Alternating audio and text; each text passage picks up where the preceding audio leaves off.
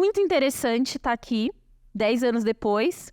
Eu fiz parte do Passe Livre, né? Fiquei 5, 6 anos. O que eu aprendi no MPL, com as pessoas que constroem o MPL e com os parceiros do MPL, eu não me tornei uma adulta babaca, né?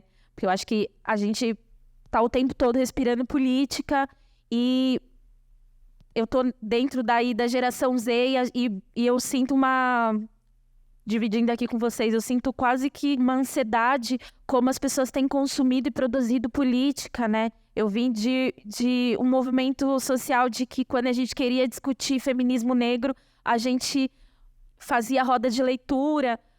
Hoje as pessoas consomem política por cards do Instagram e tá tudo bem você ler um card do Instagram, tá tudo bem, mas não, eu tenho dificuldades com isso, né?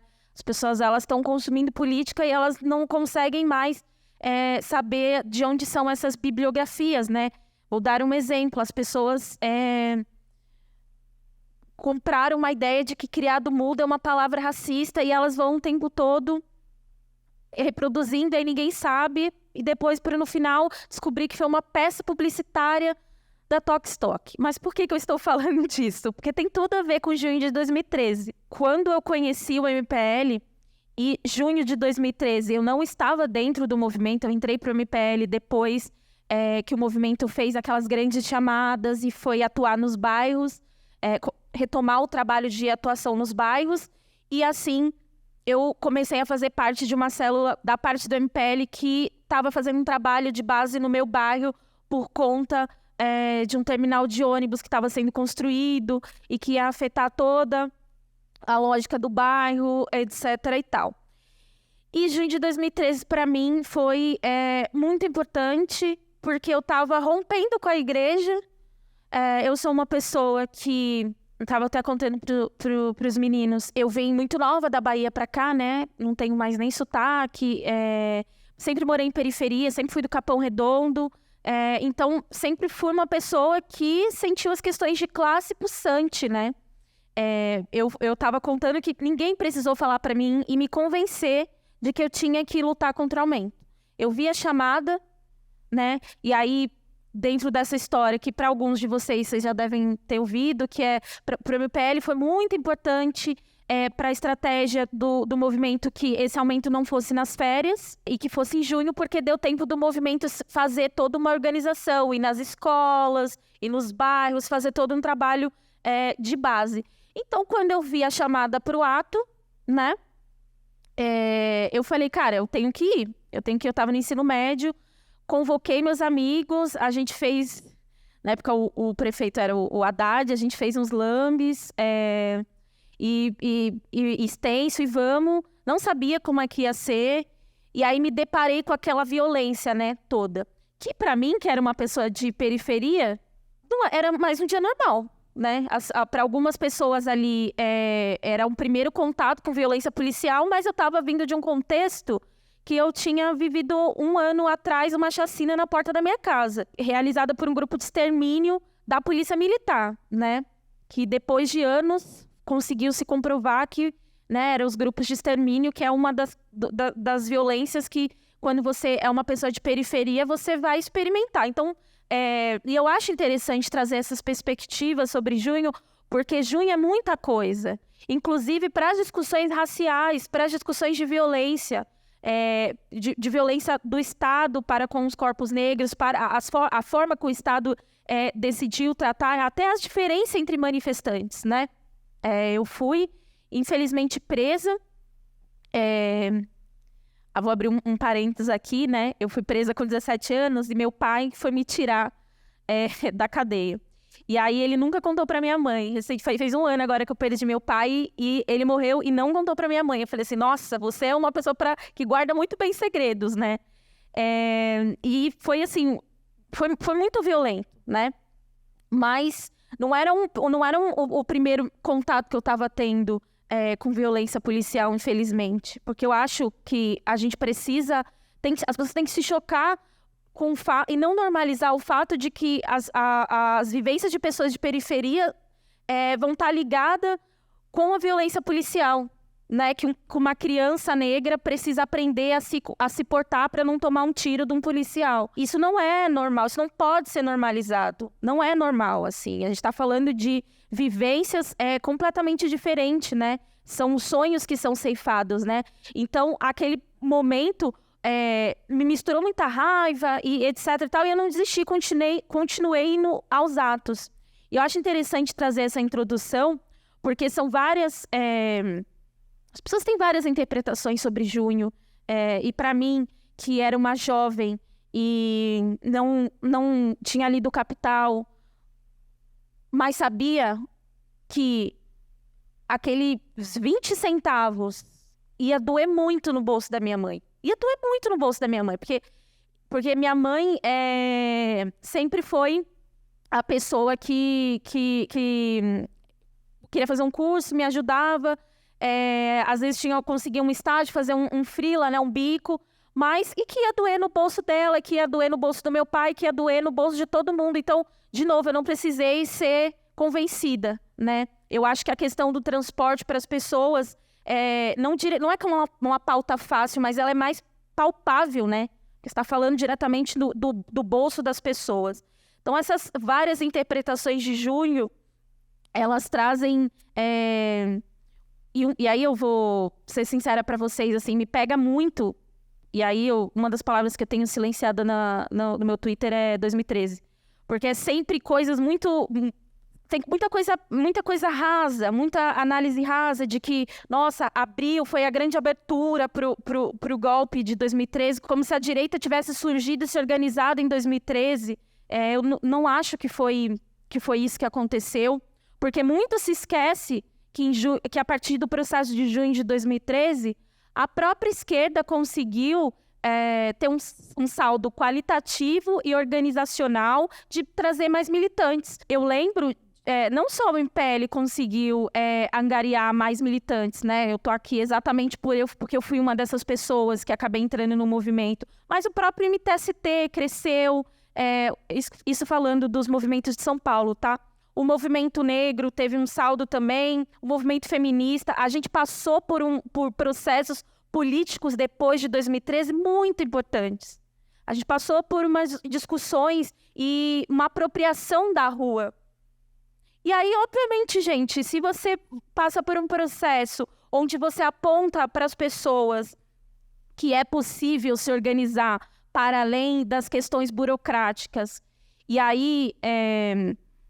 Hoje eu tô com 27 anos, e aí sempre vai rolar um etarismo de tipo, mas você não sabe, mas você não sabe, que é a coisa de uma burocracia dentro da esquerda e uma instrumentalização desses atos, para figuras, em vez de conseguir democratizar a rua. E eu acho que junho tem essa característica. Aí eu falo do meu relato pessoal, porque o que mais me chamava atenção era poder estar na rua e não ter um carro de som, alguém lá falando tudo pregando para convertido, sabe? Eu acho que uma das coisas que mais chamavam a atenção das pessoas era essa questão do modelo mais democrático de ato. Então você tinha as baterias, as fanfarras, e as pessoas cantavam, e elas cantavam juntas, e a questão das faixas. Acho que essa coisa da horizontalidade.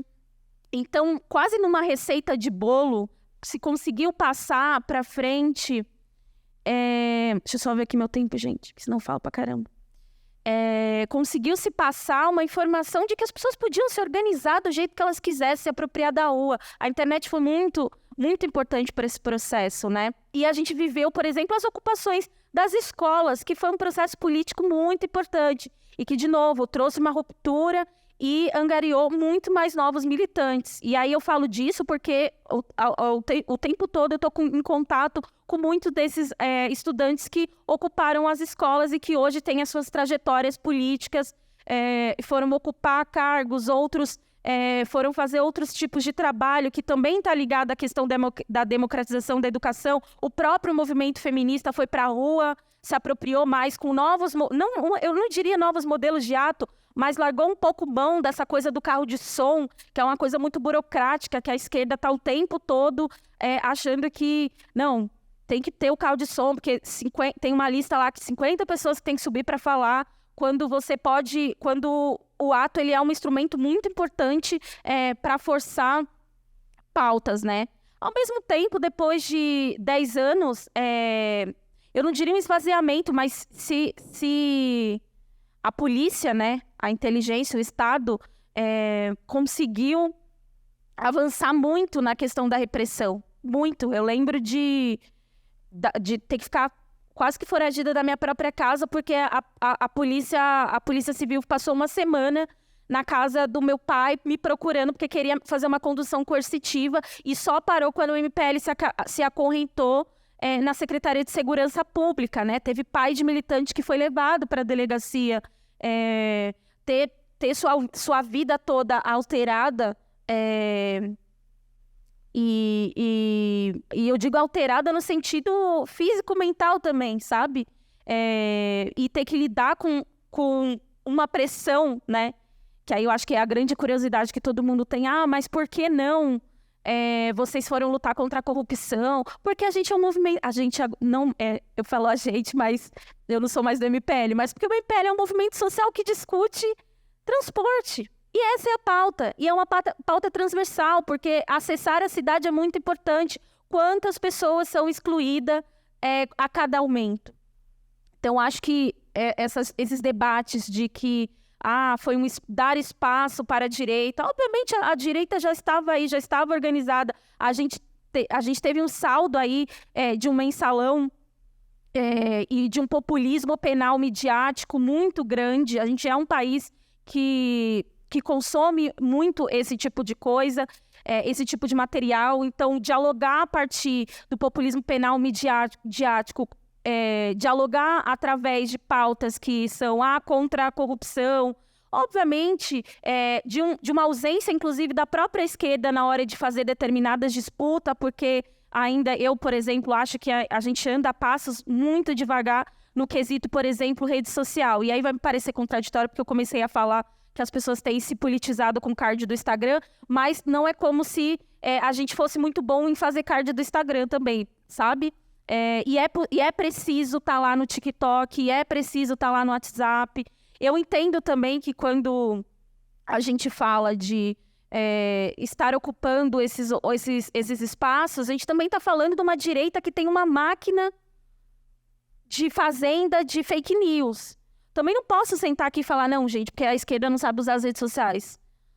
Estão tateando para usar. A gente tem hoje pessoas muito importantes que conseguem dialogar, produzir conteúdo, novos formatos, porque eu acho que quando a gente fala de junho, por que junho as pessoas ficaram mais engajadas? Porque tinha outras e novas propostas, sabe? Que eu acho que a esquerda autônoma já tinha sacado o quanto era importante. O próprio MST tem se reformulado nesse sentido. Eu sei que o MST hoje tem um núcleo de tecnologia, porque também é importante estar em todos esses lugares. Então, algumas críticas, mas também alguns avanços que eu acho que a esquerda fez. E junho ele tem essa característica de ser diferente, de ser pulsante, puxar as pessoas pela essa pauta que é muito palpável também, sabe? E é um processo muito difícil, gente. As pessoas acham que o MPL nasceu em 2013. O MPL é um movimento social que a gente estava até comentando, né, Paulo? Que o Paulo disse que viu o nascimento do movimento era 2005, sei lá. Em 2005 eu tinha, sei lá, quantos anos, sabe? Era uma criança. Então a gente está falando de uma geração... Eles também, né? Os meninos e as meninas que fundaram o movimento, sabe? Porque é preciso contar essa história direito. Tem que se contar essa história direito, né? De que este movimento social, não nasceu em 2013. E que também não tem resposta para tudo, gente. Imagina você levar 1 milhão de pessoas para a rua, né? Dentro de um processo político que se discutia um aumento de tarifa, mas que as pessoas queriam colocar para fora toda uma revolta. Então, acho que quando se fala de junho de 2013, as pessoas acabam sendo mais críticas, porque também passamos por várias rupturas do próprio PT, que para mim são várias questões, né? Se a gente vai para a questão racial, sempre teve uma dificuldade de discutir política de drogas, que é o que mais prende nesse país. quais foram os avanços das pautas raciais, quais foram os avanços até, falando de junho de 2013, das discussões raciais, que é importante estar falando de um país que fora do continente africano é o lugar que tem mais negros. E o que a gente está... Quais que foram as pautas que a gente conseguiu avançar para que as pessoas não fossem mortas? Então, a gente está falando de revolta palpável também, né? Quais foram os caminhos para discutir, por exemplo, segurança pública, que perpassa pela questão racial. Não tenho como discutir segurança pública sem pensar que a polícia, a cada 23 minutos, mata um jovem negro, a população carcerária, a gente está aí, daqui a pouco, batendo nos Estados Unidos. Então, eram revoltas e questões que não foram... que estavam o tempo todo não estavam nem sendo negociadas, sabe? Muita pressão também do movimento negro. Então, eu fico o tempo todo pensando, pera lá, gente, por que as pessoas foram para a rua? Elas foram para a rua por 20 centavos, mas elas também queriam falar de outras coisas. E esse é o problema, né? Eu acho que é isso, assim. Eu lembro que as pessoas, elas fantasiam muito. É muito louco viver um acontecimento que foi junho de 2013, você fazer parte, você ver acontecer, e aí depois as pessoas falarem, não, porque eram jovens classe média branco. Aí eu falo assim, eu faço assim, ué, mas eu tava lá com os jovens que pareciam também comigo. Então, acho que se produz muita coisa para deslegitimar junho de 2013, quando, na verdade, o que a gente precisa fazer é exatamente isso aqui, dialogar e discutir sobre as importâncias, onde erramos. Porque o MPL errou também, gente, imagina, um monte de jovem, alguns com determinadas histórias e vivências, né? Alguns realmente classe média branca, outros não. Outros não, porque eu tô falando que eu fazia parte desse movimento também, né? Então, eu acho que a gente é muito duro e não consegue, eu sempre vou defender, cara, porque a gente passou por muitos processos muito importantes que a gente vivenciou exatamente porque junho aconteceu. O próprio movimento negro conseguiu aprovar cotas na Universidade de São Paulo, depois de 10 anos que o negócio já estava rolando. Foi a penúltima estadual a aprovar cotas étnico-raciais, dentro de um processo de vários jovens que tinham participado de 2013. Até a nossa bandeira a USP vai ficar preta, era parecida com a do MPL, porque a gente olhava aquele processo político e falava, a gente tem que fazer igual a galera, a gente tem que ocupar, vamos ocupar porque a gente tem que mostrar a nossa força. Então, eu acho que é preciso olhar com carinho também para junho de 2013. É preciso olhar com carinho para junho de 2013, gente. Fazer autocrítica é importante, né? Mas eu acho que é isso, assim, eu fiquei até pensando, cara, eu não vou conseguir fazer igual o Paulo e o Joel e trazer uma grande análise, mas eu acho que essas coisas que eu trago, assim, elas são importantes porque eu fiz parte desse processo político e vários jovens negros de periferia fizeram parte desse processo político também, né? E como isso mudou a nossa vida, sabe? Hoje eu trabalho com cultura pop e eu faço um evento que acontece na periferia. E aí eu entrei em crise, porque eu falei, cara, eu saí da MPL, com quem eu vou trabalhar? Isso tem a ver com a discussão que eu estava fazendo na MPL de acesso à cidade?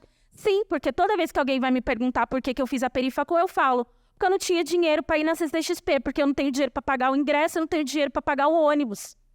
E aí eu falo, não, cara, eu estou fazendo aqui, eu ainda estou seguindo o que eu estava fazendo lá em 2013, discutindo acesso à cidade, discutindo democratização, discutindo a potência dessa juventude que, infelizmente, está sendo morta. E muitos desses processos de violência que foram usados nas manifestações, depois eles foram usados para criminalizar principalmente os militantes não brancos, os militantes de periferia, né? Quando eu fiz parte das ocupações das escolas, eu fiquei meses tendo que... Eu não fui condenada, mas eu fiquei meses indo assinar no tribunal, lá na Barra Funda. Eu não podia sair da cidade sem avisar até eu ser inocentada. Então, assim, são processos muito duros, assim, sabe? E a violência, né, do Estado... E aí a gente está falando, a gente está agora vivendo de novo o governo do PT, mas a gente está falando aí de questões organizacionais e de quem estava dirigindo, que algumas dessas pessoas eram as mesmas, né? Então, acho que se faz autocrítica daqui, mas também precisa se fazer autocrítica de lá. Acho que encerrei, gente. Obrigada. Eu vou seguir a mesma linha da Andresa e vou recordar um pouco 10 anos atrás. 10 anos que a gente está comemorando não.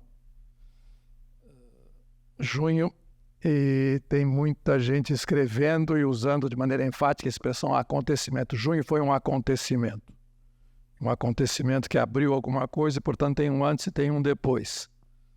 E só com o tempo nós vamos saber se esse acontecimento foi equivalente, por exemplo, a alguma coisa que nós não lembramos mais e que foi fundamental na vida nacional, como, por exemplo, a Revolução de 30. Olha que eu estou subindo o sarrafo lá em cima. A Revolução de 30 ou o Estado Novo. Ou, por exemplo, nos 50 anos, quando nós chegamos aos 50, comemorar os 50 anos de junho, o que vai ser?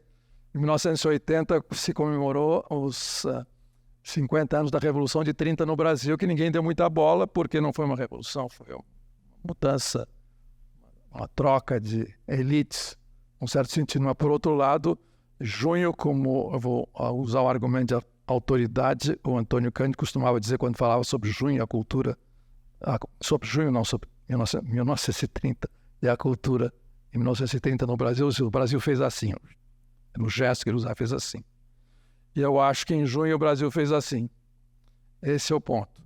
Fez assim e continua assim. No mais intenso da hora de junho, teve gente, militantes, claro, que diziam junho está sendo, não foi. Mas isso foi ainda em 13 e 14. Será que nós podemos dizer que junho está sendo? Eu não sei, porque aqui, bom, diz o adágio que nós, em 10 anos, é um país em que 10 anos, de 10 em 10 anos se esquece o que aconteceu nos últimos 10 anos. E não sei se junho será esquecido. Mas eu tenho a impressão que estava sendo esquecido. Nós não podemos nos iludir. Nós estamos nessa efeméride, e data redonda é fetichista e produz memória artificial ou memória erudita. O ano passado, 9 anos de junho, não houve uma referência em jornal. E a Folha de São Paulo nos bombardeia todo dia com abobrinhas sobre junho. Ninguém aguenta mais, parece festa junina. Está insuportável, acho. Bom, de modo que é porque é efeméride. Não é porque junho está presente na memória política das pessoas, ou está apenas quando é lembrado em debates, no calor do debate, para difamar junho ou dizer que é responsável por isso, responsável por aquilo. Bom, eu não tenho pouco tempo, mas vou ser bem enfático. Eu acho que junho é um acontecimento histórico e mundial. Nós fazemos parte disso e tudo que veio depois. Há um livro muito interessante, bom, eu sou professor, então tenho mania da biografia, de uma moça chamada Tiana Márcia Elbwerg, que escreveu em 1918, 5 anos de junho. E ela tem um capítulo de em 5 anos depois, junho era uma coisa que precisava ser relembrada. Havia uma confusão na opinião pública entre junho e o impeachment. E depois, o que veio depois do impeachment. Então, junho não existia. Ou era associado ao impeachment. Junho sim o impeachment e depois Bolsonaro. Era isso. Então, em 2018, 5 anos depois, junho praticamente tinha saído de linha ou de reflexão. E o ano passado, nenhuma linha em nenhum jornal sobre 9 anos de junho, porque não é data redonda. Basta ser data redonda, nós inventamos esse pseudo-acontecimento que para mim continua sendo um acontecimento. Se eu fosse exagerar, eu sou professor de filosofia, eu diria o seguinte. Costuma-se dizer na biografia, sobretudo na biografia americana, mas já apareceu, eu já vi uma pessoa escrevendo isso no Brasil, que em 2008, quando o Lehman Brothers quebrou e precipitou aquilo que já vinha fervendo, uma crise econômica de proporções gigantescas, trilhões de dólares foram enterrados e resgatados pelos bancos centrais de todo mundo e começou, digamos, as grandes crises europeias, asiáticas, assim, sobretudo a crise europeia em 2010. Houve gente que dizia, a partir de 2008, o fim da história chegou ao fim. O fim da história era aquela famosa expressão do Fukuyama, dizendo que com o fim da União Soviética, o fim da Guerra Fria, a história tinha chegado ao fim. E todo mundo acreditou. Todo mundo primeiro ficou espantado, achava que isso era um absurdo, mas no fundo estava acreditando. Isto é, a luta política havia acabado, o capitalismo havia vencido e, portanto, era aquilo que ele dizia. E todo mundo esqueceu que no fim desse livro ele fazia uma espécie de profecia nihilista. A vida vai ficar muito chata, as pessoas vão se tornar nihilistas e vai ser a vida pública será uma espécie de cerimônia japonesa, e ele era japonês, e indefinida, você vê do chá, visitando coisas, será um tédio só. Era isso. Todo mundo achou que ele era apologético, não era. Tudo menos apologético, será um tédio só, porque acabou. Não há nem mais nenhum problema que possa ser resolvido. Bom, isso foi adotado nos anos 90 e nós tivemos também o nosso fim da história aqui, que foi a vitória do Fernando Henrique Cardoso em 1994. Nós achamos que fim da ditadura, Constituição de 88, alguém, digamos, estapafúrdio como Collor afastado, o bom senso de centro-esquerda com o apoio tácito do petismo, que depois revezaria em 2003, de fato, nós tínhamos entrado numa espécie de calmaria ou de pasmaceira política, isto é, rumamos todos para o centro-esquerda e centro-direita, e, portanto, estávamos entendidos, era apenas uma questão de gestão. Portanto, nós tivemos, de modo que eu interpreto a expressão fim da história do Fukuyama, a revelia dele, é um período. Esse período começa, tem meio e acaba. Ele depende dos lugares. Acabou para nós, aí é uma tese que eu não poderia desenvolver aqui, mas numa hora eu vou desenvolver. Acabou, o fim da história acabou em 2013 e começou uma outra coisa que nós não sabemos. Quando dizem junho está sendo, precisa saber o que é isso que está sendo. Isso é uma coisa que eu não vou poder desenvolver, porque eu quero falar de outras coisas no momento. Então, acabou o fim da história, chegou ao fim em 2013 no Brasil. Por isso que há uma ruptura com os famosos 20 anos dourados que nós tivemos, como os europeus e americanos tiveram 30 anos dourados depois da Segunda Guerra Mundial, que era o famoso o consenso keynesiano. Isso acabou. Acabou e por isso que todo mundo briga com todo mundo. Acabou. Quando fala em política, como está sendo André, tudo foi politizado. Essa é uma das coisas que aconteceu depois de junho. Tudo foi absolutamente politizado. As pessoas descobriram que são políticas. Isso tem um lado interessante e tem um lado sinistro. Porque quando a primeira coisa que você faz no seu cartão de visita é perguntar qual é a sua opinião política sobre A, B, C, D, todos os assuntos que você tem que dizer, é porque alguma coisa vai mal. Essa observação eu aprendi outro dia, o ano passado, lendo um livro de uma americana chamada Barbara Walker, que escreveu sobre a guerra civil que vem aí. Eles têm 2 candidatos para a guerra civil, Estados Unidos e Brasil. E ela pesquisou isso no mundo inteiro, ela é bem oficial, ligado à CIA, Departamento de Estado e tal. Ela encomendaram essa pesquisa. E ela viajou o mundo inteiro, estudando guerras civis, e ele disse, eu percebi qual era a pergunta-chave para discernir o sintoma de uma guerra civil em marcha ou fermentando em algum lugar. Quando eu cheguei no Iraque, e com a primeira entrevista que eu fiz com uma moça iraquiana, ela disse, quando é que você percebeu que o Iraque ia dar nisso que está ocorrendo agora? Quando perguntaram qual era a minha religião, se eu era sunita ou xiita, na minha vida nunca perguntaram, eu tinha 18 anos. Passei a vida inteira e ninguém se interessou saber se eu era xiita ou sunita. Agora, a primeira pergunta que você faz, muito bem, como vai, e você, sobre tal tópico, tal outro, você tem que dizer, todo mundo passou a ter uma identidade política. Então, bom, politização é sempre bom, do que zero de politização. Mas essa politização significa, ao mesmo tempo, declaração de guerra. Foi isso que aconteceu em junho. Antes e depois de junho, é o retorno da política. E o retorno da política depende da data desse fim da história. Por exemplo, para os americanos, terminou em 2016 com a eleição do Trump. Para os ingleses, 3 meses antes, com o Brexit. E por aí vai. Todo mundo tem o seu fim da história. O nosso foi 2013. Isso, portanto, para dar a dimensão desse acontecimento, que eu não posso, obviamente, analisar aqui, nem tenho tempo, seria descabido, mas é para dizer isso. Então, é um contraste entre esse acontecimento e o estopim desse acontecimento. O estopim desse acontecimento que não nasceu da noite para o dia, claro, ele vinha fermentando como todos os acontecimentos, mas é um acontecimento, quando ele acontece, é uma surpresa absoluta. Ele vinha fermentando e o estopim é muito prosaico.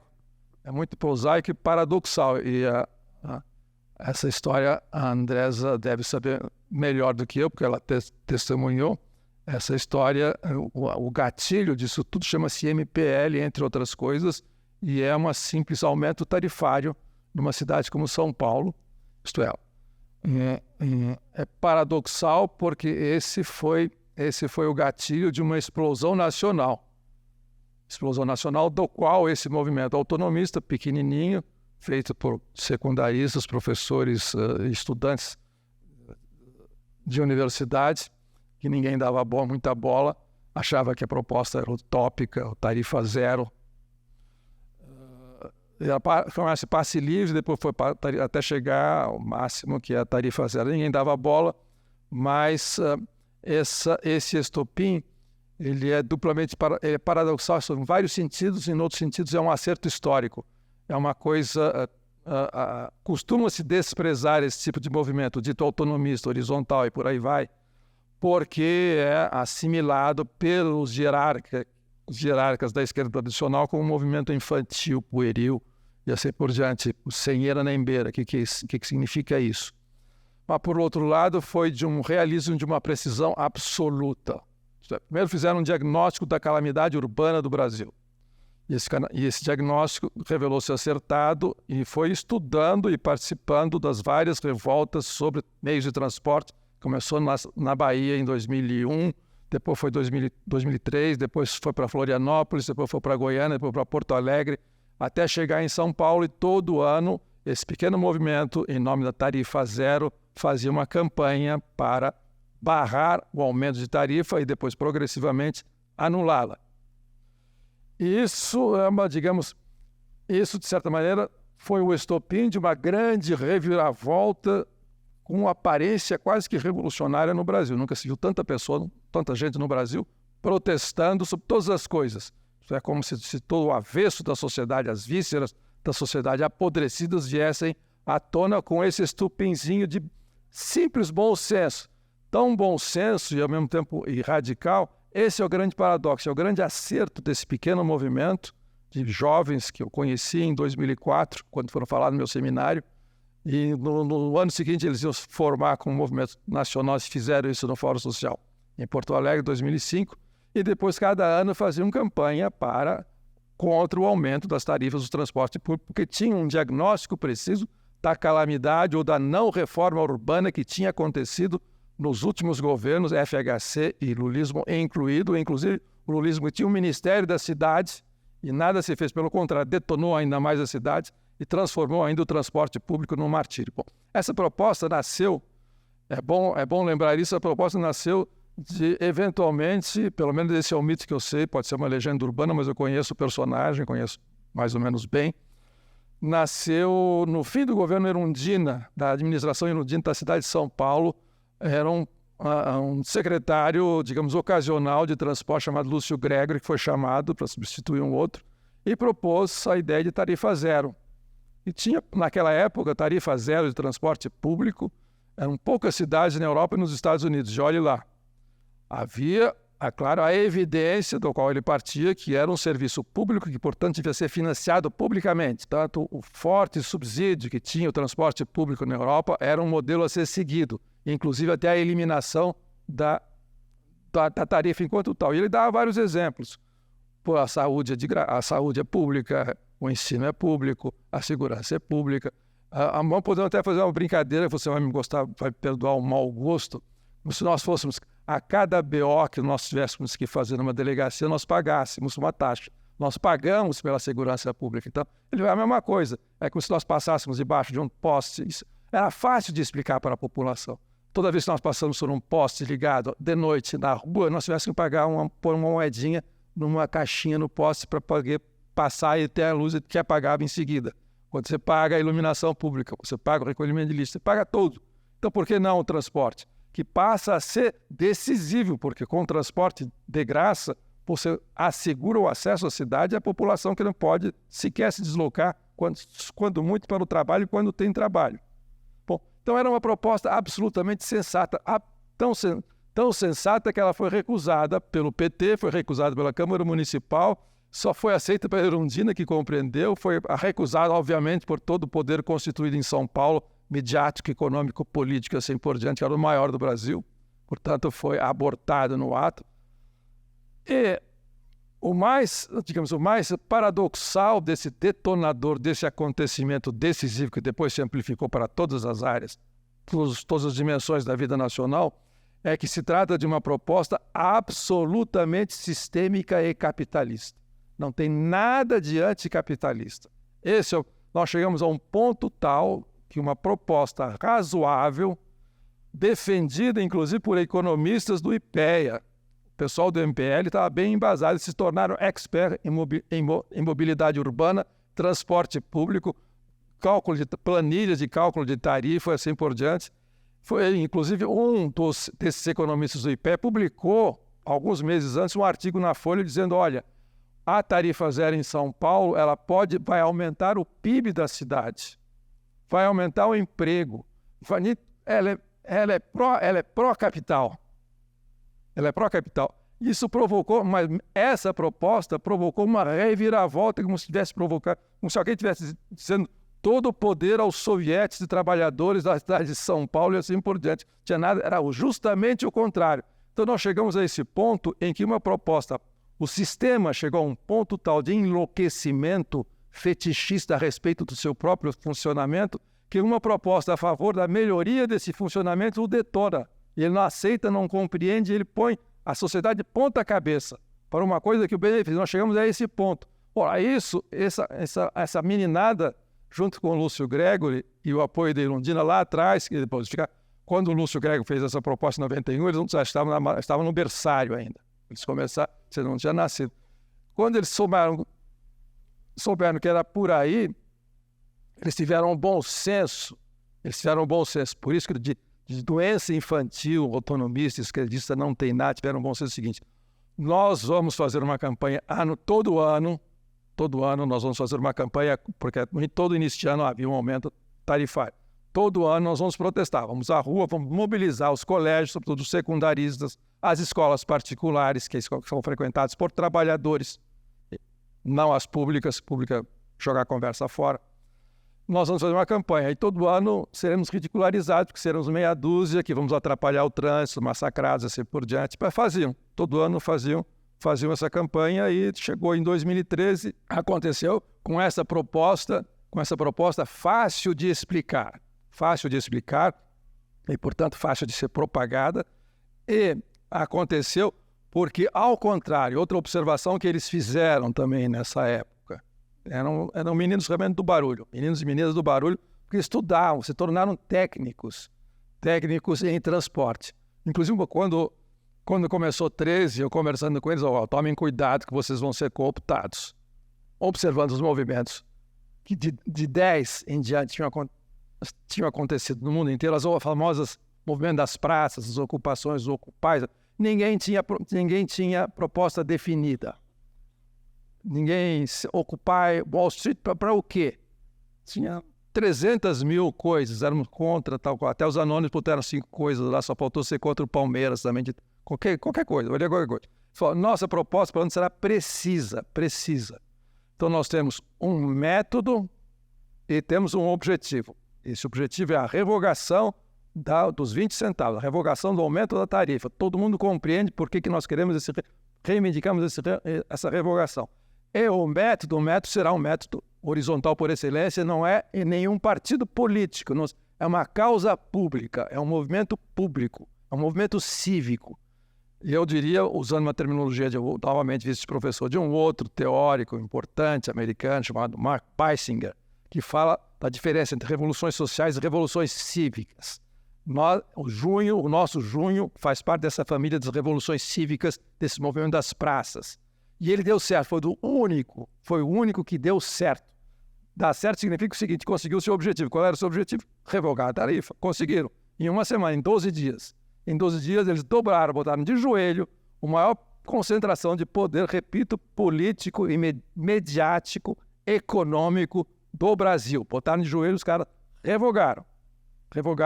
Portanto, conseguiram. Todo mundo sabia, o processo era horizontal, sem partido, sem hierarquia, e tinha um objetivo. E esse objetivo dele não abrimos mão. É isso que nós queremos. Tanto é que se vocês forem rever uma entrevista histórica dada pelo Legume, isto é, o professor Lucas Monteiro de Oliveira, que é um professor de História no ensino secundário, até hoje, mudou.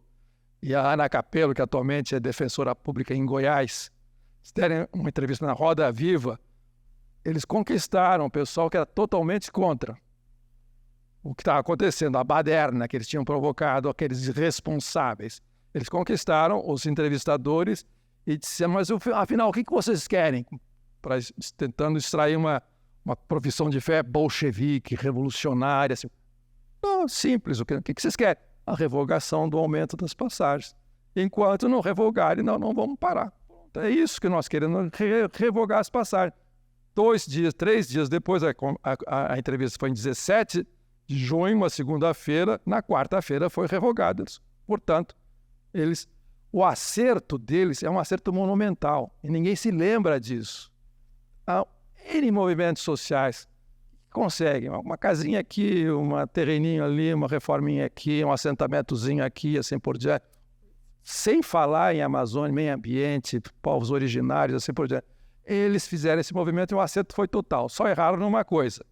Alguma coisa tem que errar. Eles não podiam prever. Ninguém sabe tudo. Ninguém prevê tudo.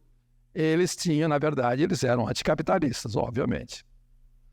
E eles achavam que, uma vez comprovado o sucesso de um grupo organizado, com uma tática precisa, de conseguir aquele objetivo preciso, uma vez conquistado aquele objetivo, e aquele objetivo teria sido uma conquista popular, o que acontece? Neste momento, nós saímos de campo, não foi a direita que os pôs para fora, não. Nesse momento, nós saímos de campo porque a nossa missão está cumprida. Nosso programa era a revogação, a nossa campanha era a revogação do aumento. Se o aumento foi revogado, nós saímos de cena. Agora é com vocês, povo de São Paulo ou do Brasil, que está aderindo às várias capitais e cidades pequenas que estão aderindo. Agora é com vocês. Vocês que estão na rua. Então, nós quebramos. Para esse processo, ele tinha uma espécie de magia própria que significava o seguinte: nós quebramos o feitiço. Aquilo que um filósofo francês do século XVII, chamado Pascal, genial, por sinal, dizia que era o fundamento místico da autoridade. Nós quebramos esse feitiço ao longo desse processo que tinha um objetivo preciso, sistêmico. Tarifa zero para aumentar o PIB da cidade, dar emprego, assim, para melhorar as condições de vida das pessoas que são horríveis, apesar dos índices Gini da vida que tinham caído um pouquinho assim por diante, mas continuava horrível do mesmo jeito, tanto é que as pessoas foram para a rua. Então eles imaginaram que, uma vez conseguido essa explosão popular, o povo tomaria o seu destino em próprias mãos, como dizia a velha guarda, e conduziria esse processo por um caminho novo, inédito na história do Brasil, tal como nós a conhecemos. Isso não aconteceu. Houve essa explosão, mas ela foi para os estilhaços, lugares.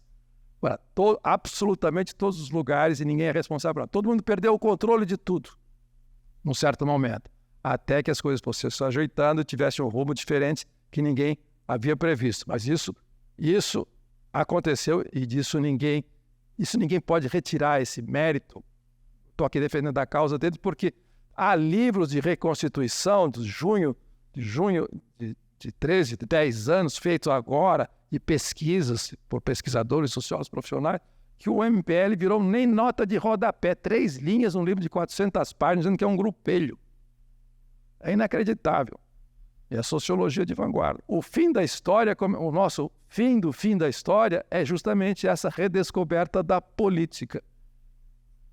Por isso que as pessoas rapidamente, em questão de uma semana, descobriram que tinham que ter alguma identidade política. Aí começou uma coisa que foi não prevista por ninguém, uma espécie de guerra civil larvar. Todo mundo, como disse outro dia, estava dizendo o Torturra, numa live qualquer, todo mundo que se reuniu, por exemplo, no Lago da Batata, não sabia que se odiava, desde as redes sociais. Então, foi no momento em que os perfis passaram para a rua. Quando o MPL fez a sua campanha vitoriosa de revogação das passagens, das tarifas, eles não eram perfis. Usavam, quando muito, rede social para se comunicar, como se existe desde que existe guerra, desde que existe luta, as pessoas entram em comunicação umas com as outras, sem o que o movimento é descoordenado. Salvo a coordenação, eles não eram perfis em luta, eram pessoas que se conheciam e que foram vitoriosas porque correram altos riscos juntos. Eram amigos, eram camaradas. E não eram não eram seguidores de perfis. Essa é a diferença básica entre o que havia antes da intervenção do MPL e o que aconteceu depois. Quando se fala, politizou-se, redescobriu-se a política como luta, como disputa de visões do mundo completamente incompatíveis. Sim, que existe amigo e inimigo, como diria o Carl Schmitt. Sim, mas essa luta agora está sendo travada por perfis. Antes, quando o MPL existia, depois ele também, enfim, teve a má sorte de todo mundo. Era um grupo de pessoas, eram coletivos que corriam risco juntos e altos riscos juntos. Não era alguém seguindo um perfil, porque o perfil é uma figura imaginária, uma projeção psíquica e geralmente de um psiquismo desarranjado. Ora, essa passagem, essa redescoberta do fim da história da política se dá nesse momento de transição da personalidade política de camaradas que correm risco juntos para seguidores de perfis. Esse, eu acho que é o grande X da virada que está acontecendo, que continua acontecendo desde junho de 2013. Esse argumento não é meu, como nós estamos fazendo evocações, eu sigo a Andresa, esse argumento não é meu, foi objeto de uma aula pública que eu dei em junho, na Praça do Patriarca, em frente à prefeitura, em que eu comentei o artigo de um jornalista americano, chama-se Malcolm Gladwell, um grande jornalista que servia na época na New Yorker, e que ele dizia o seguinte, todo mundo agora, ele escreveu em 10, todo mundo agora está dizendo que esses novos movimentos sociais que acontecem mundo afora de certa maneira, não seriam possíveis sem as redes sociais. Aí ele faz a distinção. Não tem nada a ver uma coisa, que é o que eu estou fazendo aqui. Numa cidade da Carolina do Norte, em 1960, no auge do movimento por direitos civis dos negros americanos, 5 estudantes de uma mesma faculdade, numa cidadezinha da Carolina do Norte, é o Malcolm falando. 5 estudantes negros resolveram ir a uma lanchonete no centro da cidade, no balcão, pediram um café, um lanche, e ouviram da garçonete negra também, dizendo baixinho para ele, o que vocês estão fazendo aqui? Vocês são loucos? Vocês querem ser linchados? Eles não falaram nada. Eles ficaram lá sentados no balcão, sem ser servido, até a lanchonete fechar. No dia seguinte, eles voltaram.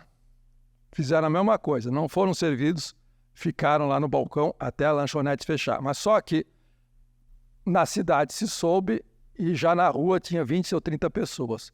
Uma semana depois deles repetirem o mesmo gesto, terem enfrentado polícia, supremacistas brancos que chegavam nos ouvidos deles, xingavam, falavam, ameaçavam de tudo, eles ficavam impassíveis sem ser servidos. Uma semana depois tinha mais de 1.000 pessoas na rua. 10 dias depois, 50 mil pessoas nos Estados do Sul, 1 milhão nos Estados Unidos todos, sabendo do que estava acontecendo. E via gente se solidarizar e ficar na calçada, brancos inclusive. Qual era a explicação, diz o Malcolm? Porque eles eram amigos e tinham planejado aquela ação durante 1 ano, dizendo, vocês fazem, vamos juntos, tem coragem, vão enfrentar, nós vamos ser massacrados, vamos morrer. Porque lá se matava como cogumelo, negros eram linchados 3x2. Vamos. Portanto, se conheciam, eram camaradas, tinham o mesmo programa, o mesmo compromisso de ir até o fim e não cederam. E, diríamos hoje, viralizou. Sem internet, diz o Malcolm, não tinha internet. As pessoas sabiam, porque tinha televisão, tinha jornal, e mais, tinha outra coisa que se tende a desprezar hoje, chamada organização. Aí ele começa a mostrar que o movimento negro americano por direitos civis era a coisa mais organizada do país, mais do que o Pentágono e as Forças Armadas. E que o Martin Luther King funcionava como se fosse um grande general vitorioso numa revolução social. Não aparecia nada disso, mas eles eram organizados. Portanto, o movimento negro, as igrejas, os pastores, as escolas, os voluntários, todos se mobilizaram porque 5 jovens negros resolveram correr um risco comum, e um risco de vida, não era brincadeira. Ora, um perfil, ele pode reunir em alguns segundos, alguns minutos, 100 mil seguidores, mas são seguidores com os quais ele nem conhece, não tem nada a ver, e que, portanto, vão instituir um tipo de relação política que vai ser povoado numa espécie de um psiquismo que não chegou nem ao estado de república. É pré-robesiano, pré-estado de natureza. Daí as selvagerias políticas que a gente é obrigado a enfrentar e não tem resposta possível para isso. Então eu encerro essa observação com uma outra coisa que é apenas um chute. Eu não fiz pesquisa, tem gente aqui nessa sala que eu sei que está fazendo pesquisa sobre o 8 de janeiro, sobre o que aconteceu com a legião dos manés, os manés que invadiram a Praça dos Três Poderes e por aí vai. Eu estou dizendo, o que eu estou sugerindo é o seguinte, é um puro chute, baseado no argumento anterior. Aquilo que era depois de junho, e que vai culminar depois do impeachment, vai culminar na eleição do abominável por Homem das Neves, por aí vai, que há uns perfis. Esses perfis também fizeram essa experiência da solidariedade no risco face a face, cara a cara. Isso é o fundamental. Eles fizeram essa experiência. E por isso eles fizeram o que fizeram em Brasília no dia 8 de janeiro. Até então, era apenas um aglomerado, um enxame que qualquer infográfico pode mapear de perfis. E perfil é quase um zumbi. Perfil não é nada. É uma projeção paranoica de todo quanto é tipo de visão política que nós possamos imaginar. A gente pensa que é politização, mas isso é bom. Isso é bom porque aí você tem um objetivo na frente. Antes você não tinha nada. Tinha uma massa amorfa contentada com a política gerencial de esquerda, que foram os 20 anos de centro, foram os 20 anos gloriosos do Brasil. Aconteceu o seguinte, aí, digamos, é um chute meu, eu não fiz pesquisa, eu não sei. Eu estou apenas deduzindo e me parece plausível. Esses perfis que são um enxame de seguidores do abominável Homem das Neves, bom, aqui não tem neve, mas digamos, o inominável, e que podem chegar, digamos, 50 milhões de pessoas, mas são perfis. Mas esses perfis, a partir de um certo momento, nesses últimos 4 anos, possivelmente no último ano, sobretudo depois das eleições, esses perfis fizeram digamos, sem pensar, sem planejar, tiveram uma experiência crucial nisso.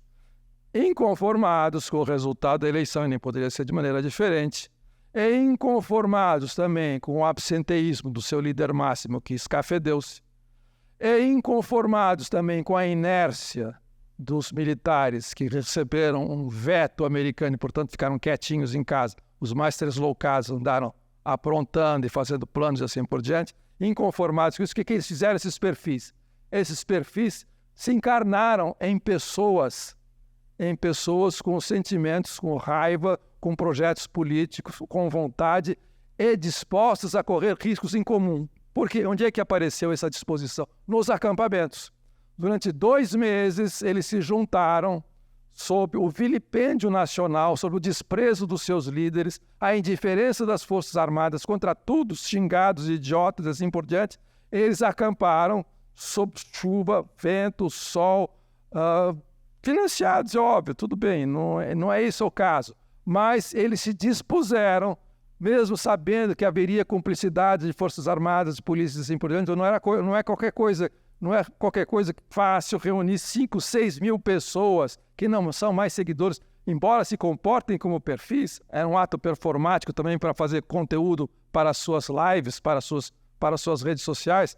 Eles tomaram os 3 palácios, fizeram aquilo que fizeram, porque sabiam porque ali havia um processo de socialização nos termos políticos clássicos que nós entendemos antes de junho e que, de certa maneira, foi o MPL encarnou. De modo que há o que nós temos diante de nós é o seguinte, não podemos mais voltar atrás, o relógio não volta mais.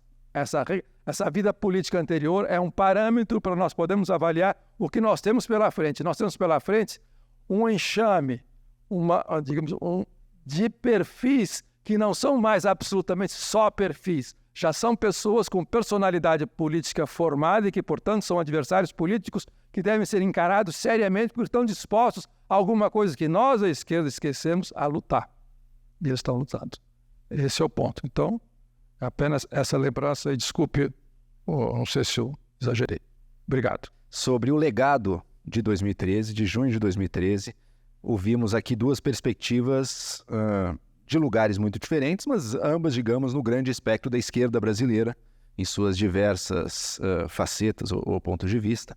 E eu também me vejo como alguém que participou, Andresa, de 2013, embora eu tivesse talvez em outro lugar da manifestação, porque enquanto a pauta inicial, central, ou da não aumento da tarifa, ou mesmo da tarifa zero, né, ela mobilizou muita gente. Mas o que, no meu ponto de vista, o que eu estava fazendo ali, eu era alguém que poderia tranquilamente responder com as palavras que na época fizeram manchete, né? Não estamos aqui pelos 20 centavos. De algum jeito, aquilo que começou com uma manifestação e um protesto no transporte público aumentou e chamou uma quantidade de pessoas que talvez nem soubessem por que estavam ali, e pela primeira vez, e via a questão dos transportes, por exemplo, então vamos quebrar o monopólio dado pela prefeitura para as empresas, vamos ter mais concorrência, enfim, uma série de bandeiras ali ligadas ao transporte e também outras áreas que nem veio o caso aqui rememorar porque não defendo mais aquilo. Mas o fato é que, assim como eu, tinha muita gente ali que pela primeira vez estava participando de protestos nas ruas do país, que até então, para muita gente, eram vistos como quem domina as ruas do Brasil para fazer protestos? Grandes movimentos organizados, ligados em geral a partidos políticos. Em geral de esquerda, mas uma esquerda bastante institucional também, não a esquerda mais radical, digamos assim. Então, aquele foi o momento, e esse eu vejo como talvez um dos legados daquele dia, em que forças e vozes e cabeças que não eram da esquerda institucional brasileira perderam o medo de se manifestar, perderam o receio e foram para a rua com toda a loucura, com todo o bate-cabeças. Veja que coisa curiosa, eu estava ali num projeto de um partido político, né? Portanto, a gente era dos grupos que, embora não tivesse nada a ver com o Passe Livre ou com os partidos de esquerda nem nada disso, fosse o oposto, mas também tinha uma bandeira partidária ali. Então, em dado momento, pessoas vestindo a bandeira do Brasil vieram bater na nossa manifestação também, porque a gente estava com uma bandeira de um partido que queria ser criado ali. E, no fim, as barreiras institucionais para a criação de partidos ali, acabou, o projeto inteiro morreu e cada um foi por um caminho. Mas aquele era o momento. E quando eu olho para trás, quer dizer, a gente vê semelhanças daquele momento, em 2013, com pessoas tomando as ruas, a gente vê semelhanças com outras coisas que aconteceram, né, em vários lugares do mundo. Teve protestos do mundo árabe, da Primavera Árabe, em 2011. Jovens também, usando as redes sociais, pelo menos como mobilização, tomaram as ruas dos seus países. Em alguns casos, derrubaram governos, em outros não. A gente teve, uns anos até antes, nos Estados Unidos, tivemos os movimentos de Occupy Wall Street, tivemos à direita os Tea Party, um movimento de direita ali, iniciou esse conservadorismo mais radical que deu no Trump depois, mas estava ali, começando em 2008, por ali, em meio à eleição do Obama, né? A própria eleição do Obama tinha sido visto na época como o grande triunfo das redes sociais, né? Se diz, olha que maravilha, essa nova tecnologia que a gente tem aqui, que permite a mobilização política, que permite que as pessoas se comuniquem, que permite uma campanha vinda de baixo, não só da coordenação do partido, e que elegeu, por exemplo, o presidente Obama. E que maravilha, vivemos em tempos novos em que a democracia, o amor ao próximo, todos os ideais que sempre cultivamos desde o iluminismo vão daqui em diante, pelo menos era um tipo de discurso, vão crescer e dominar cada vez mais. E não foi bem o que aconteceu. Não foi bem o que aconteceu. Algum tempo depois, a própria Primavera Árabe se revelou que, tudo bem, alguns casos derrubaram ditaduras tenebrosas, mas o que colocaram no lugar, em alguns casos também, não necessariamente era melhor, não necessariamente era era nem sequer um avanço, né? A intolerância religiosa piorou, o fanatismo piorou, as guerras civis foram terríveis. Você teve na Europa diversos movimentos também vindos de baixo, e que, em um dado momento, sinalizaram para essa ideia de renovação política e de esperança, e que depois caíram também numa polarização e numa divisão social muito profunda que vivemos no mundo inteiro até hoje. Mas por que eu estou fazendo essa comparação com outros países? Porque eu não consigo olhar para um fenômeno como esse, no qual eu, na minha micro posição ali, participei também, mas eu não consigo olhar para ele pensando apenas em termos de quais foram as causas locais, brasileiras, para aquelas manifestações, né? Mesmo porque o Brasil, naquele momento, ainda era um momento de franca expansão econômica, do desemprego baixo, era anterior à Lava Jato, portanto, mesmo a indignação com a corrupção, que era forte ali, mas estava longe de ter todo aquele material que ela foi ter poucos anos depois, a partir de 2014. E, no entanto, alguma coisa eclodiu. No entanto, alguma coisa fez as pessoas sentirem uma certa revolta e um desejo de mudar, e um desejo de mudança da sociedade fora, e esse acho que é o ponto central, fora dos parâmetros que estavam dados no debate público brasileiro até então. Isso em todo o mundo.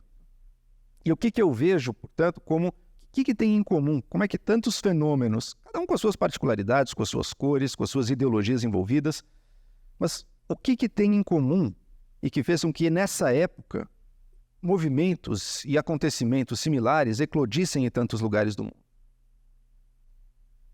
E penso eu que foi uma inovação e uma mudança que a gente não tinha ainda a noção da profundidade dela, que foi a mudança nas nossas tecnologias de comunicação. Mudança na maneira como a informação é produzida, veiculada e como ela circula na sociedade. Inovações que vieram passo a passo. Podemos começar com a internet, anos 90, primeiro no mundo desenvolvido, foi chegando aos poucos num país como o Brasil, que, digamos, expandiu o acesso das pessoas ao consumo de informação. Que elas podiam consumir informação de muitas fontes diferentes. Depois, as redes sociais. As redes sociais que fizeram com que cada um de nós que tivesse um maldito perfil de redes sociais pudesse, de alguma maneira, também não apenas consumir, mas falar alguma coisa, se expor, e com isso ganhar reputação, ganhar fama, ser ouvido. Deu voz para muita gente. O que as pessoas iam falar com isso, não sei, mas as pessoas viram uma possibilidade nas suas mãos. E, por fim, cada vez mais força, o desenvolvimento de tecnologias como de celular aqui, de smartphones, que mudou o seguinte: antes, internet, rede social, era uma coisa que acontecia no momento em que você chega em casa e se senta na frente do seu computador para aí sim acessar as redes sociais ou acessar a internet. E isso foi mudando com o smartphone ao ponto de que hoje em dia a última coisa que você faz ao dormir e a primeira coisa que você faz ao acordar é checar quais as mensagens, quais as atualizações, o que está acontecendo e o que você vai falar. A gente tem uma mudança na comunicação, e mudanças na comunicação promovem potencialmente mudanças políticas, nem sempre para o bem no primeiro momento.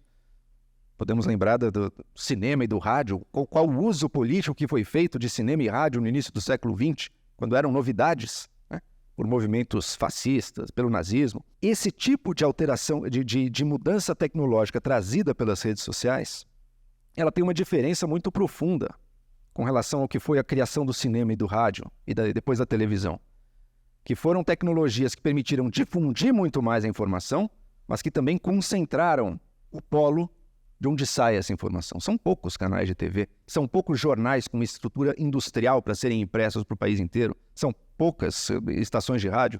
As redes sociais, elas não só aumentaram o alcance, pois aumentaram, mas elas, mais importante do que isso, elas aumentaram a quantidade de polos emissores das opiniões e das informações. Elas permitiram que, portanto, vozes que no passado sequer poderiam ser ouvidas porque não tinham palanque para falar, que elas fossem ouvidas e que elas recebessem a reação de um público sedento por ouvir novas vozes. Era muito simples uma opinião ultra radical como a que eu defendia lá em 2013. O que acontecia com essa opinião nos anos 90?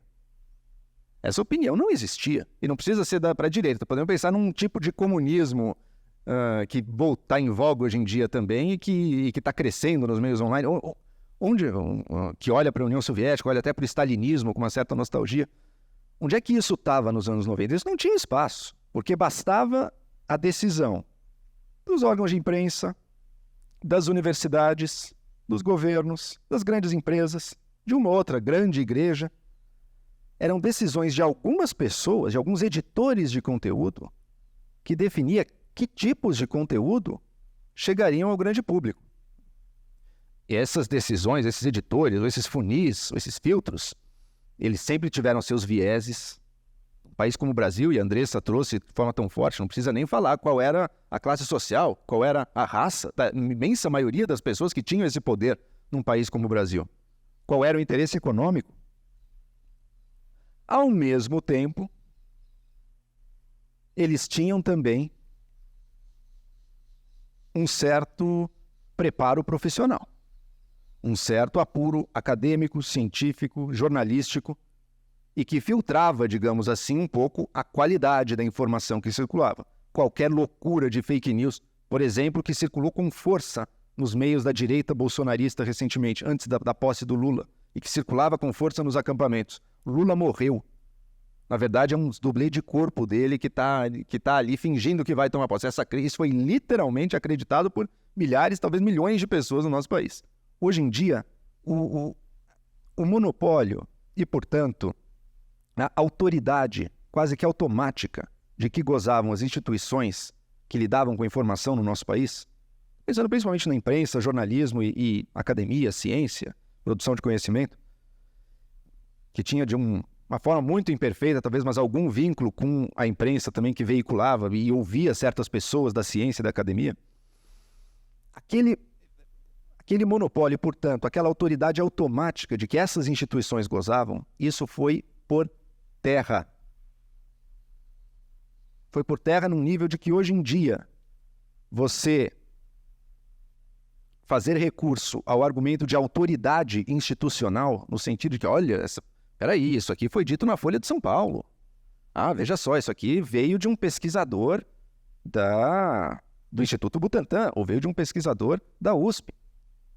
De tal maneira que esse tipo de recurso à autoridade hoje em dia, em muitos meios, e cada vez mais, ele tem um efeito quase negativo no valor que as pessoas dão para a informação, para uma opinião. O que os especialistas falaram? Porque o que a gente tem vivido, e era o que estava em grande parte do público de 2013, era finalmente, não é mais só o que os especialistas que estudaram e fizeram doutorado, e que, claro que discordam entre si, mas discordam dentro de certos parâmetros, um pouco mais à direita, um pouco mais à esquerda, mas dentro de certos parâmetros bastante restritos, dizem, não, agora vale tudo, agora vale opiniões radicalmente fora daqueles parâmetros. E isso mudou a cara do país, isso mudou e tem mudado a cara do mundo, do debate público no nosso país. A grande questão é que essa mudança não é necessariamente sempre positiva, né? No sentido de que vamos ter, portanto, mais igualdade, mais representatividade, de que as vozes vão ter propostas sempre progressistas e de aceitação e de tolerância. Não. Às vezes o discurso que se beneficia dessa, eu uso esse termo, de propósito, democratização do discurso que a gente ouve, são vozes intolerantes, são vozes sectárias, são vozes que, enfim, nutrem sonhos insanos e distópicos. Mas a questão é que hoje em dia não é mais tão automático vencer esse tipo de voz e de discurso.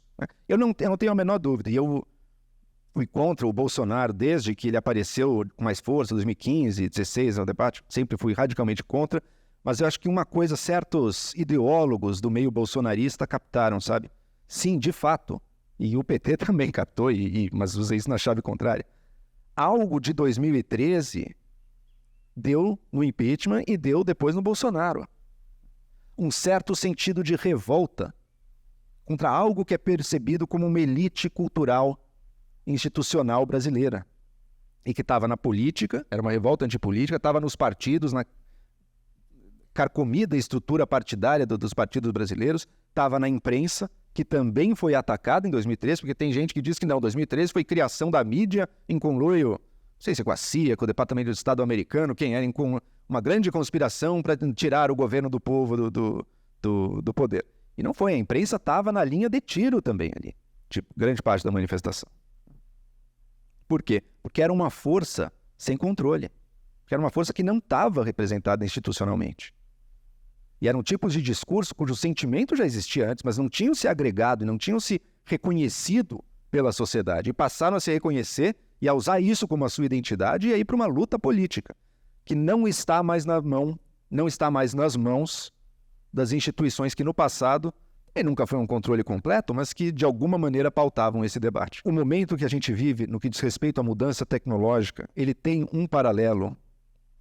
Também não sou o primeiro a dizer isso, mas enfim, tem um paralelo em outra mudança tecnológica do nosso passado, que também foi uma mudança na tecnologia de comunicação, que não só aumentou o poder de difusão da informação e das opiniões, como também aumentou o número de polos emissores, que quebrou um certo monopólio institucional de quem podia e quem tinha voz e quem não tinha voz, que foi a invenção da imprensa tipográfica do Gutenberg.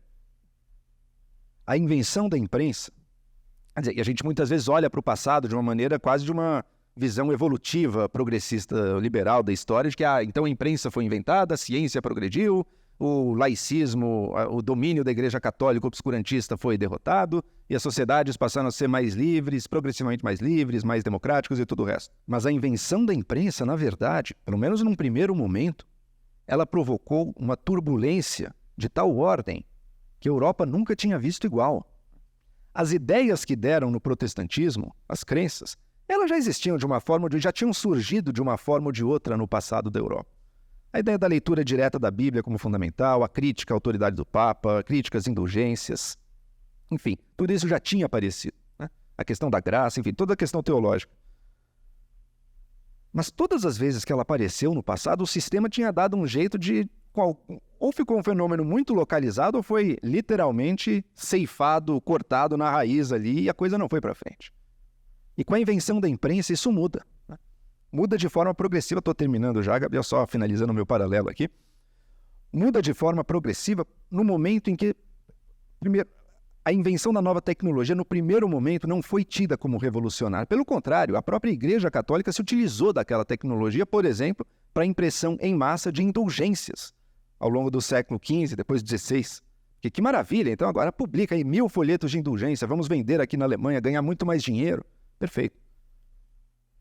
Só que ela permitiu que também pessoas de fora, que não tinham os recursos daquele sistema, um sistema que no passado tinha os recursos para contratar escritórios de copistas profissionais, produzir um livro era uma coisa cara, era difícil, ter um livro era uma coisa valiosa, assim, o tamanho das bibliotecas era de outra magnitude, assim, quando a gente olha.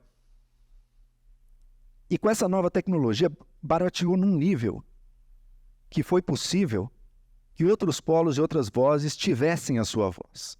Assim que eles descobriram como usar aquela tecnologia com a nova linguagem que aquela tecnologia ensejava e quase que obrigava. O que era a discussão teológica da Igreja Católica? Eram tratados filosófico-teológicos de questões disputadas em latim. Isso era discussão de teologia. Até que um belo dia, um sujeito que era professor universitário, inclusive monge, começando com uma disputa universitária absolutamente comum, que ele pregou na porta da catedral e que era o quadro de avisos e boletim universitário da Universidade de Wittenberg. Ele passa a escrever e publicar as suas opiniões em panfletos em alemão. E os teólogos e os representantes daquele velho sistema, mas que absurdo é isso? Como ousa? Essa pessoa que não tem o mínimo de preparo, joga para o grande público decidir questões técnicas seríssimas. Que absurdo é esse? Mas aquilo pôs fogo na Europa. Quando Lutero percebe que eu não preciso discutir com as autoridades intelectuais, eclesiásticas, universitárias. Eu jogo a opinião para a opinião pública, eu jogo para o povo. Lutero foi o primeiro grande best-seller do continente europeu.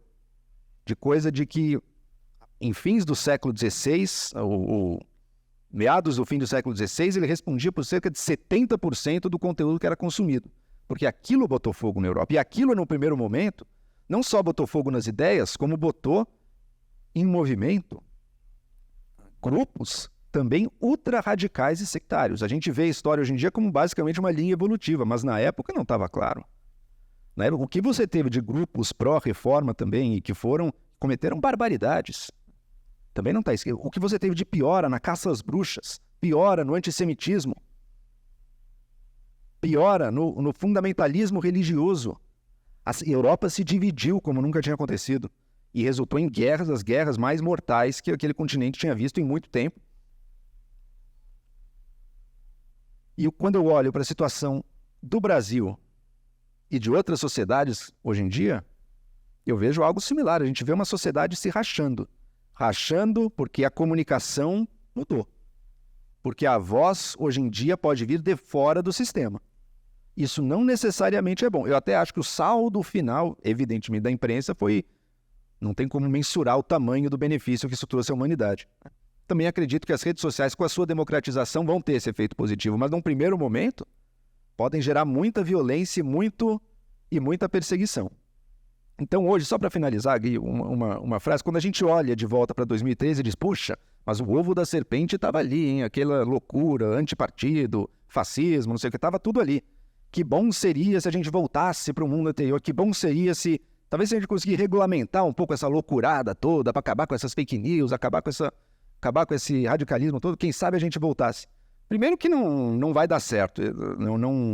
Tecnicamente, se o país não quiser virar uma China realmente totalitária, não vai conseguir controlar o que está aí. Mas em segundo, que talvez a resposta não seja, e essa foi a resposta trágica dada pelo sistema lá atrás, pela Igreja Católica. A Igreja Católica, ela se fechou, mas muito mais. A Igreja ficou muito mais reacionária depois da invenção da imprensa, depois do protestantismo. Que talvez a resposta não deva ser o sistema tentar regulamentar e calar aquilo ali. Deva ser aprender essa nova linguagem, essa nova mobilização política. Acho que a Andresa aqui, mais do que qualquer um de nós, é alguém que está diretamente nesse jogo, inclusive, porque faz muito bem. Aprender esse novo meio de comunicação sem preconceitos, sabendo que, claro, mudou o meio, mudou a tecnologia, o tipo de comunicação e a mensagem vão mudar também, mas não necessariamente para pior. Saber encarar isso, abraçar isso e saber que, sim, as pessoas falam mais hoje em dia, portanto, erram mais. E erraram feio na nossa história recente aqui no Brasil. Mas isso não deve ser um veredito condenatório de tudo que possibilitou essas escolhas e esses erros. É isso aí, muito obrigado.